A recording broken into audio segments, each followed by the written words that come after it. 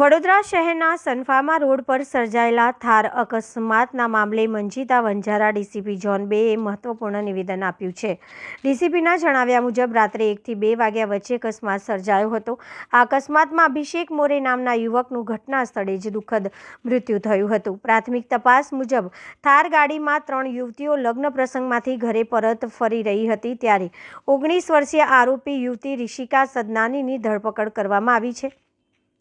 કારમાં અન્ય 2 યુવતીઓ તનિષા અને વિસ્મય પટેલ સવાર હતા. માહિતી અનુસાર થાર ચલાવતી યુવતી નવરચના યુનિવર્સિટીમાં F5માં અભ્યાસ કરે છે. થાર ગાડી ઓવરસ્પીડમાં હતી કે નહીં તે અંગે પોલીસ દ્વારા તપાસ ચાલી રહી છે. તેમજ ચાલક યુવતીએ નશો કર્યો હતો કે નહીં તે પણ જાણવા માટે મેડિકલ ચેકઅપ પણ કરવામાં આવ્યો છે. પોલીસ સમગ્ર મામલે ગંભીરતાપૂર્વક તપાસ કરી રહી છે.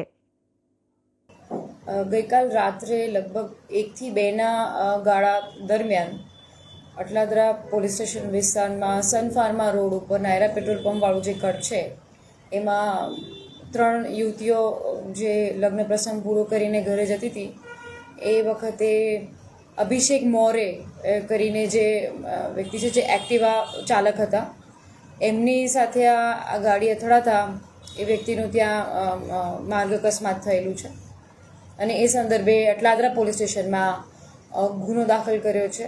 આ ફેટલ એક્સિડન્ટની અંદર ગાડીમાં 3 યુવતીઓ હતી.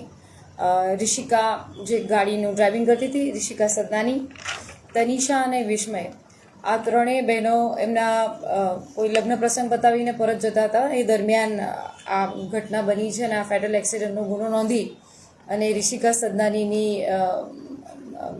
અટકની કાર્યવાહી કરવામાં આવી છે. એની મેડિકલ રિપોર્ટ અને એના અન્ય પરીક્ષણ પણ કરવામાં આવેલા છે. અત્યારે એની અટકાયત કરવામાં આવેલી છે. રિશિકા છે, સ્થાનિકોનું એવું કહેવું છે કે નશામાં ધૂત હતી ને આ મામલે કોઈ કાર્યવાહી કરવામાં આવી છે. પ્રારંભિક તબક્કે એવું જાણવા નથી મળ્યું, પરંતુ એનો મેડિકલ રિપોર્ટ કરવામાં આવે છે અને મેડિકલ રિપોર્ટ આવ્યાથી એને કોઈ કેફી પદાર્થ પીધેલો છે કે નહીં એની જાણકારી થશે. અત્યારે હાલ એના મેડિકલ રિપોર્ટ ગોત્રી હોસ્પિટલમાં કરાવવામાં આવે છે. થાર ગાડીની સ્પીડ શું હતી, કેટલો અકસ્માત ગંભીર હતો કે યુવકનું મૃત્યુ થયું?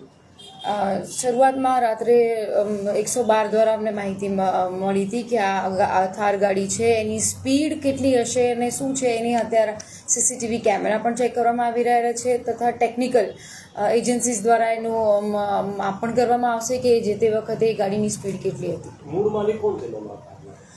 આ થાર ગાડી અત્યારે હાલ જે રિશિકા સદનાની છે જેની ઉંમર વર્ષ 19 છે અને એના બધા કાગળ એના જે RC બુક છે એની બધાની જે એ પણ ચેક કરવામાં આવ્યું છે કે આના મૂળ માલિક છે કોણ. એના આધારે પછી જે મૂળ માલિક છે એનું પણ શું રોલ છે એમાં અમે તપાસ આગળ કરીશું. એફઆઈઆરમાં લાયસન્સ છે કે નહીં તેનો પણ ઉલ્લેખ નથી કરવામાં આવ્યો. આ લાયસન્સ એની ઉંમર વર્ષ 19 છે અને બીજા કયા એના ડ્રાઇવિંગની અંદરના કોઈ એવા બીજા કોઈ ફોલ્ટ હોય તો એની તપાસ પોલીસ કરી રહી છે. લાયસન્સ મળ્યું છે એની પાસે? લાયસન્સ મળેલું છે એની પાસે. અન્ય જે યુવતીઓ હતી એમનું કોઈ પરીક્ષણ કરવામાં આવ્યું છે? એ નશામાં હતી? હા, 3 યુવતીઓનું પરીક્ષણ કરવામાં આવેલું. 3ના મેડિકલ રિપોર્ટ કરવામાં આવ્યા હતા, પણ જે ડ્રાઇવિંગ કરતી હતી એ મહિલાને અમે અટક કરેલી છે. બાકી જે અન્ય 2 એની મિત્રો છે એ એના અન્ય બહેનપણી છે એના લગ્નના પ્રસંગ પતાવીને એ પરત આવી રહ્યા હતા અને આ જે બીજી બહેનપણી છે વિસ્મય પટેલ એના ઘરે મૂકવા જઈ રહ્યા હતા જેનું ઘર ત્યાં હતું.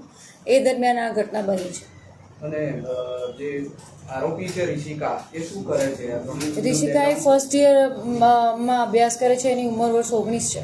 પહેલા વર્ષમાં NISVમાં ભણી રહી છે. આ મામલે હવે અટલાદરા પોલીસ મથકે કઈ કલમ હેઠળ ગુનો નોંધવામાં આવ્યો છે? શું કાર્યવાહી? BNSની કલમ 281, 106, MV એક્ટની કલમ 177, 184 પ્રમાણે ગુનો નોંધવામાં આવેલો છે અને અટલાદરા પોલીસ એની તપાસ કરી રહી છે. NISV. પરિવારનો આક્ષેપ છે કે રાતે જ્યારે અકસ્માત થયું ત્યારે કાર ઉપર લોહીના ધબ્બા નહીં હતું, અત્યારે સવારમાં લોહીના ધબ્બા ધોઈ નાખે છે. એટલી સત્ય છે? તપાસમાં કંઈ આવ્યું છે બહાર? CCTV કેમેરા પણ અમે લોકો એકત્રિત કરી રહ્યા છીએ. રાત્રે પરિવારનો આક્રોશ અને ઉગ્ર હતો એમના પરિવારના સભ્યોની સમજાવવામાં આવ્યા છે. એમને કહેવામાં પણ આવ્યું છે કે આ ત્રણેય દીકરીઓને બોલાવી એમની અટક કરવામાં આવી છે. દીકરીઓ સામેથી 112 નંબરની પોલીસ જ્યારે એમને 112 નંબરનો ગાડીનો સ્ટાફ એમને લેવા ગયો એટલે તરત એ લોકો પોલીસ સ્ટેશનમાં પણ આવી ગયેલા હતા અને તપાસમાં પૂર્ણ સહકાર કરી રહ્યા છે. છતાં પણ એવા કોઈ એવિડન્સ એવા કોઈ રિમૂવ કરવામાં આવેલા છે તો we will take action against the police also. Police વિભાગ તરફથી શું અપીલ કરશો પરિવારજનને, કારણ કે લોકો ન્યાય માંગી રહ્યા છે, તમારા તરફથી શું અપીલ છે આ કેસને? અમારા પોલીસ વિભાગ તરફથી અમે ચોક્કસ કહીશું કે જે પણ છે એની બહુ ન્યાયિક તપાસ થશે અને આ જે છે એના તપાસના કાગળિયા જે હોય તપાસની કાર્યવાહી છે એ પણ વ્યવસ્થિત કરવામાં આવશે અને આ જે મૃતક છે એને સંપૂર્ણ ન્યાય મળે એવી પોલીસ સચોટ તપાસ કરશે. કારની સ્પીડ અંગે શું તપાસ કરવામાં આવશે? એ થાર ગાડી છે એના મોટર વ્હીકલ વિભાગ હોય સાથે સાથે જે એની સ્પીડ છે એનું એક આખું FSL પરીક્ષણ થતું હોય છે. ગાડીના ટાયર છે, પછી ગાડીની એ સ્પીડ કેટલી હોય છે, આ ટર્ન કરવા વખતે કેટલી સ્પીડ હોય, એના CCTV કેમેરા ગાડીની અંદરના મિકેનિઝમના આધારે થતો છે. એના પણ એક્સપર્ટ ઓપિનિયન લેવામાં આવશે. Okay ma'am, thank you.